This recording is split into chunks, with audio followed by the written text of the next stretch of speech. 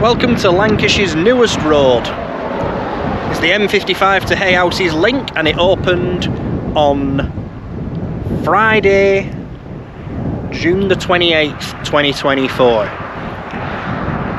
What I am baffled by is why pedestrians can't use what used to be the old road, despite that now being a cycle and walking route. So I never thought this had actually happened, but the real reason why it has happened is because this whole area is going to end up becoming an expansion area for Blackpool.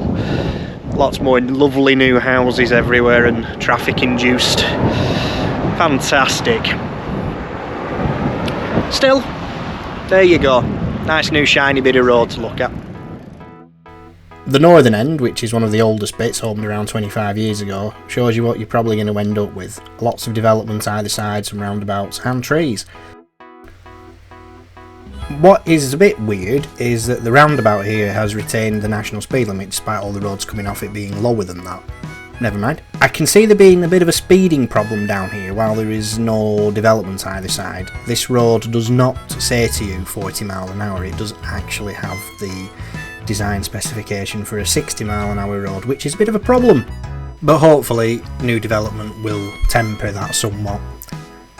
I can see this bend into this roundabout causing a few issues in the meantime though. It's a bit sudden. Once you pass this lovely new Pegasus crossing, you're taken into the southern section, which shows you what to expect in the future once houses start to appear. Lots of parked cars as well. That really should be a clearway, but it's not. So that's it really, yeah. So this has been resurfaced to become that active travel route, but this was the actual width of the old road.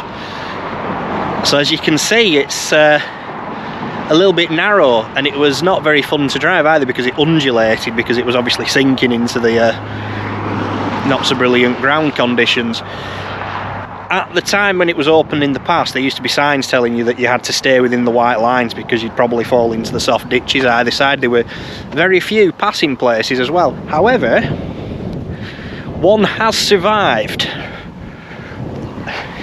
and they've not taken the sign down either. Yeah, other than that, not a lot to say. It is very interesting to note that quite a lot of new road construction's taking place on this peninsula. You'd have hoped that a few more railway improvements might have been forthcoming. You know, you've got the line into Blackpool South, which is a bit pants, and you've got the line into Blackpool North, which is less pants, but not very popular due to the reliability issues.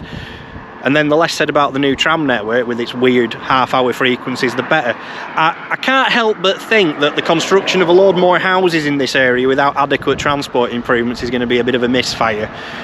But what do I know? We've only been banging the drum about sustainable urban planning for how long now, and people still aren't getting it.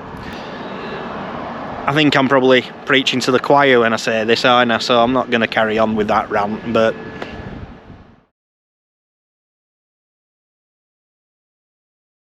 you know, can't have everything, can you? There've been several little bits and bobs opened in stages, but the two really big ones are this and the A585 diversion over at Singleton. I think we should go and have a look at that now, before it goes dark. This one's a little bit different for me because I have fond memories of sitting in traffic coming out of Blackpool down here a lot. It was just one of those things you accepted.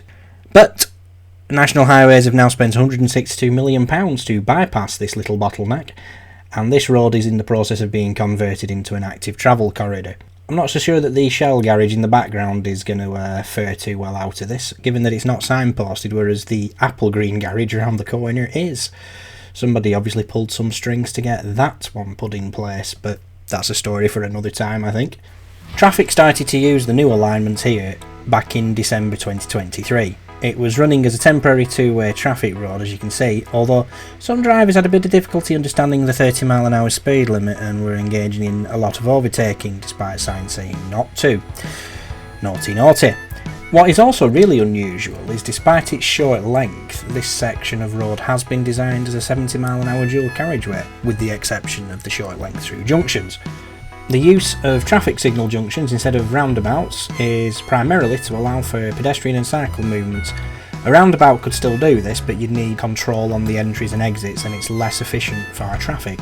It's also good to see that lay-bys have been provided along this new road, so I expect them to be full of lorries before long. I'm not sure why this tourist sign needed a map. That could have just been a single arrow pointing right. But what do I know about traffic sign design, eh?